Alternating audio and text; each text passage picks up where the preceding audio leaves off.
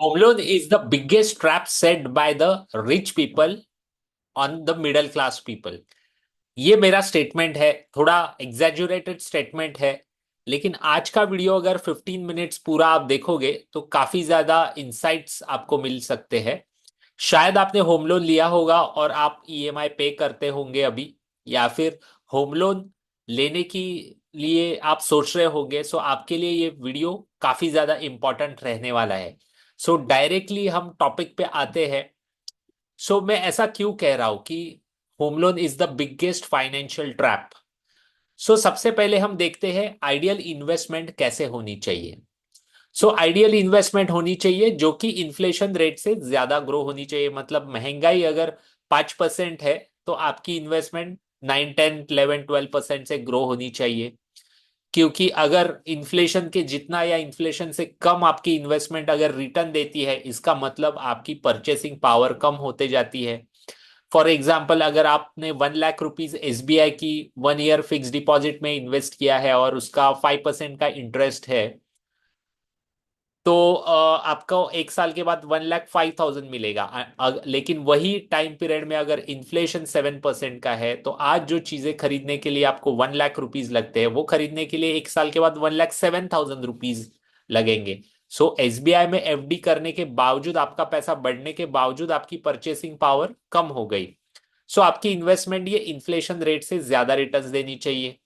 Piece of mind होना चाहिए, मतलब वो इन्वेस्टमेंट लेके आपको रात को नींद अच्छी आनी चाहिए। जैसे अगर क्रिप्टो में वगैरह लोग जनरली इन्वेस्ट करते हैं और आपको टेंशन होने लगा कि अगर एकदम गिर गया क्रिप्टो, या फिर जो भी इन्वेस्टमेंट आपने की है वो गिर गई, या ऑप्शन ट्रेडिंग आप करते हो और आपने पोजीशन लेके घर गए हो और रात को नॉर्थ कोरिया वाले ने मिसाइल का बटन दबा दिया और आपके अगेंस्ट पोजीशन जाने वाली है, तो आपको रात की नींद नहीं आएगी। सो ऐसी इन्वेस्टमेंट नहीं चाहिए। पीस ऑफ माइंड होना चाहिए। फुल कंट्रोल होना चाहिए इन्वेस्टमेंट के ऊपर। इसका मतलब क्या है? जब भी चाहिए आप उसको बेच सकते हो, एक इन्वेस्टमेंट से दूसरे एसेट क्लास में जा सकते हो, और आपको जल्दी से जल्दी पैसा आ सकता है। ऐसे फुल कंट्रोल होना चाहिए। कभी भी आप देख सकते हो, कभी भी उसका वैल्यूएशन देख सकते हो। ऐसी आपकी इन्वेस्टमेंट होनी चाहिए। फोर्थ पैरामीटर क्या है? टैक्स एफिशिएंट होनी चाहिए। ऐसा नहीं होना चाहिए कि आप इन्वेस्ट कर रहे हो, प्रॉफिट कमा रहे हो और प्रॉफिट का बड़ा हिस्सा गवर्नमेंट लेके जा रही है। कॉस्ट एफिशिएंट होनी चाहिए, मतलब वो इन्वेस्टमेंट मेंटेन करने के लिए आपको कम से कम कॉस्ट लगनी चाहिए। फॉर एग्जांपल, रियल इस्टेट आप खरीदते हो तो एज अ इन्वेस्टमेंट उसको बहुत ज्यादा कॉस्ट लगती है मेंटेन करने के लिए। लिक्विडिटी होनी चाहिए, जैसे मैंने ऊपर वाले पॉइंट में कहा, जब भी चाहो आप उसको लिक्विडेट कर पाओ और तुरंत आपको पैसे आने चाहिए अकाउंट में। सो ये आइडियल इन्वेस्टमेंट होती है। सो अभी मैं होम लोन को फाइनेंशियल ट्रैप क्यों कहता हूँ?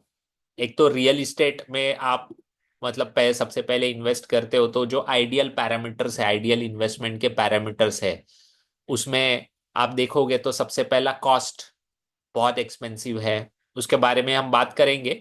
सो अगर आपकी ऐसी स्थिति है कि आपने होम लोन लिया है और आप उसके ऊपर ही टेंशन में रहते हो कि ईएमआई कैसे चुकाने हैं, आपके ऊपर लोन का बर्डन है, फैमिली लाइफ डिस्टर्ब हो रहा है, तो पूरा वीडियो देखिए ये। अगर आप सोच रहे हो होम लोन लेने की, तो भी आपको ये देखना चाहिए, क्योंकि रियलिटी चेक आपको रहना चाहिए।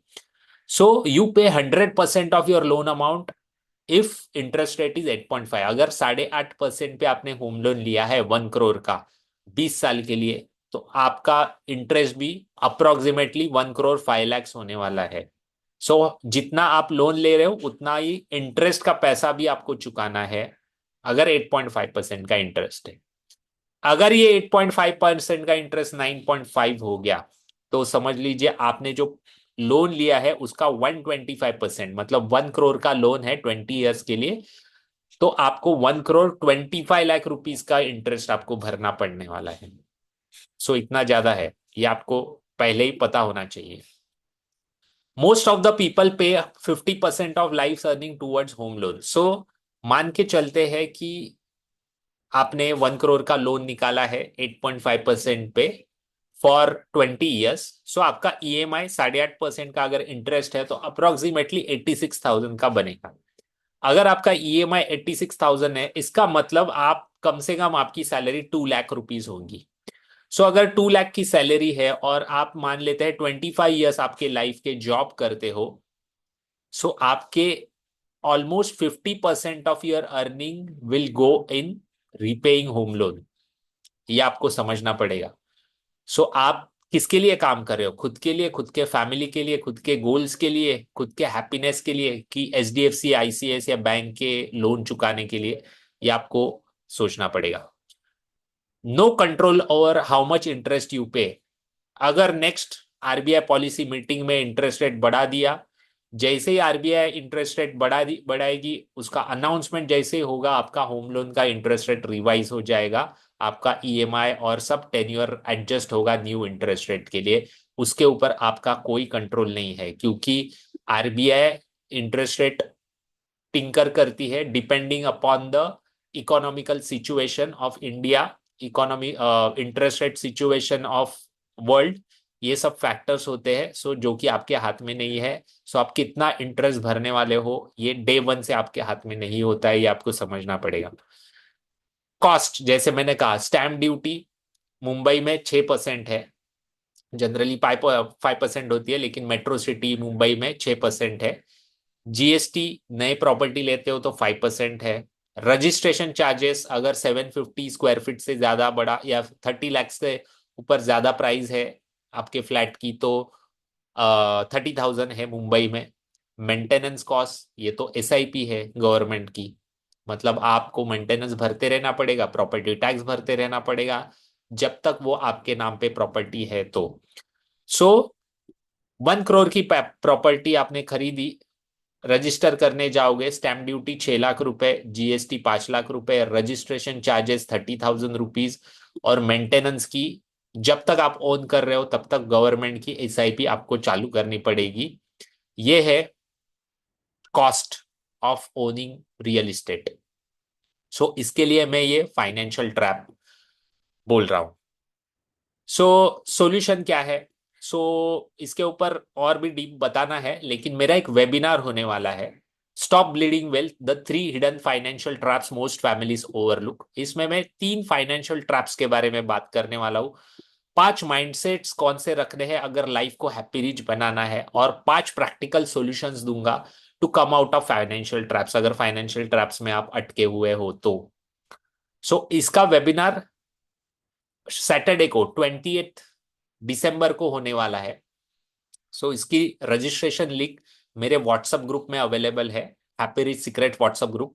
डिस्क्रिप्शन बॉक्स में मैंने लिंक डाला है व्हाट्सएप ग्रुप का, आप ज्वाइन कीजिए। मेरे काफी सारे वेबिनार एवरी वीकेंड होते हैं, अलग अलग टॉपिक्स के ऊपर, फ्री रहते हैं, सो आप ज्वाइन कर सकते हो। सो ये सॉल्यूशन यहाँ पे आपको थोड़ा सा मिल सकता है। सो ये जो फाइनेंशियल ट्रैप है, इसमें आप कैसे फंसते हो? So how we are lured into it. So सबसे पहले स्टेटस, मतलब मेरे फ्रेंड्स का या पियर्स का 2 BHK है तो मेरा भी 2 BHK है। At the age of 30 Mumbai Pune में मैं 2 BHK 3 BHK खरीद पाया हूँ, सो मेरा स्टेटस इंक्रीज हो जाता है। सिक्योरिटी मिलती है, इमोशनल वैल्यू मिलती है कि मेरा खुद का घर, मेरा सर के ऊपर छप्पर है। शादी होती है हमारे सोशल, मतलब हमारे स्ट्राटा में। सो स्टेटस, सो आपको समझना है, आपको स्टेटस ज्यादा इंपॉर्टेंट है कि आपके बच्चों का एजुकेशन। मतलब एट द एज ऑफ 18 जब भी आपके बच्चों को ग्रेजुएशन या पोस्ट ग्रेजुएशन के लिए शायद आपको यूएस भेजना पड़े या कहीं पे भी भेजना पड़े, और आपको स्टूडेंट लोन लेना पड़े, तो आपका बच्चा या बेटा जॉब चालू करेगा या उसका वर्किंग प्रोफेशनल लाइफ चालू करेगा माइनस में से, ये डिसाइड होगा, माइनस में से होगा कि प्लस जीरो से होगा, ये आपकी आज की डिसीजन पे ऊपर डिपेंडेंट है। सो स्टेटस के पीछे भागोगे तो ये हो सकता है। रिटायरमेंट कॉर्पस कहाँ से आप लाने वाले हो, ये आपको सोचना पड़ेगा। सिक्योरिटी, सो अगर घर लेने से आपको लगता है कि आपके लाइफ में सिक्योरिटी आने वाली है, तो ये आपका बहुत बड़ा मिसकंसेप्शन है। सिक्योरिटी अबाउट लाइफ यहाँ पे होती है, ना कि एक्सटर्नल चीजों के ऊपर। अगर एक्सटर्नल चीजों के ऊपर हम हमारे इंटरनल सिक्योरिटी के लिए या मेंटल सिक्योरिटी के लिए डिपेंडेंट है, तो शायद हमारा लाइफ जीने का तरीका सही नहीं है, ऐसा मैं कहूंगा। इमोशनल वैल्यू आप कैसे उसको लेते हैं उसके ऊपर है end of the day. Not understanding the mathematics of rent versus buy, ये आपको समझना पड़ेगा। रेंट काफी कम होता है compare to buying a property, क्योंकि अगर 1 करोड़ की प्रॉपर्टी है तो आपका रेंट समझ लीजिए अप्रोक्सीमेटली 25 to 30,000 के आसपास होगा, 40,000 के आसपास होगा, जो कि around 3% of the property value है। सो आप इंटरेस्ट कितना भर रहे हो? 8.5%। और उसमें यील्ड कितना मिल रहा है? 3%। सो रेंट हमेशा इंडिया में कोई भी रेसिडेंशियल 1 BHK 2 BHK प्रॉपर्टी का ये सस्ता होता है rather than buying on EMI। सो ये गणित आपको समझना पड़ेगा। ये सब ऐसे गणित समझने के लिए मेरे वेबिनार आप अटेंड कीजिए, आपको काफी ज्यादा इसके ऊपर इंसाइट्स मिलेंगे। Wrongly believing home value always increases. So मैं मुंबई में रहता हूँ, सो मुंबई में ये स्टोरी मैंने बहुत सुनी है। 1990s में 1 BHK का वैल्यू था अराउंड 10 लाख रुपीज। आज 1 BHK अराउंड 1.5 करोड़ में मिलता है। सो अराउंड 35 ईयर्स में 10 lakhs के हो गए 1.5 करोड़, 15 टाइम्स हो गए। सो समझना पड़ेगा, अगर 10 लाख रुपीज की आपने FD बनाई होती 1990s में, आज उसका वैल्यू कितना होता, जो कि 1.5 करोड़ से ज्यादा होता, ये आपको समझना पड़ेगा। सो रियल इस्टेट में इंडिया में 3 to 4% से ज्यादा रिटर्न्स नहीं होते हैं। कंपाउंडेड एनुअल ग्रोथ अगर निकालोगे रियल इस्टेट में 3 से 4% से ज्यादा नहीं है। फैक्टर इन इनटू सब जो चार्जेस आप भरते हो, स्टैम्प ड्यूटी वगैरह सब। सो ये आपको समझना पड़ेगा कि हमें बिलीव किया गया है पॉलिटिशियंस ने, या फिर पॉलिटिशियंस क्यों करते हैं, क्योंकि उनकी रियल इस्टेट में इन्वेस्टमेंट्स होती है, क्योंकि वहां से उनको पॉलिटिकल फंडिंग के लिए पैसा मिलता है। बिल्डर्स ने आपको बनाया स्टोरी बताया होगा, एजेंट्स ने आपको स्टोरी बताया होगा कि यहाँ पे हाईवे होने वाला है। एक स्टोरी मैं बताता हूँ, मेरे फादर ने 1983 में मुंबई के एक एरिया में फ्लैट लिया XYZ प्राइस को। बिल्डर ने उनको बेचा एक स्टोरी बता के कि ये ईस्ट टू वेस्ट ये ब्रिज होने वाला है, और Mulund link, Goregaon Mulund link road होने वाला है। 1983 की बात है, आज 2024 है। मुलुंड गोरेगांव लिंक रोड आज तक हुआ नहीं है, और ईस्ट टू वेस्ट का ब्रिज होने के लिए 20 साल लगे, करीब 18 17 18 साल लग गए। सो ये जो स्टोरीज होती है, ये स्टोरीज होती है। सो आपको समझना पड़ेगा कि हमें ये सब चीजों में फंसना नहीं है, रैशनली सोचना है। आपका लाइफ आपको फाइनेंशियली कैसे अनफोल्ड करना है। सो क्या करना है चाहिए? ऑलरेडी आप होम लोन ले रहे हो, होम लोन पे कर रहे हो। सो ये जो प्रॉब्लम है, जो आप EMI इंटरेस्ट पे करने वाले हो, ये इसका जो प्रॉब्लम है, ये आपको समझना पड़ेगा। इसकी ग्रेविटी क्या है? ग्रेविटी है आपके बच्चों का एजुकेशन के लिए बहुत ज्यादा पैसे आपको लगने वाले हैं। इंडिया में एजुकेशन फ्री नहीं है।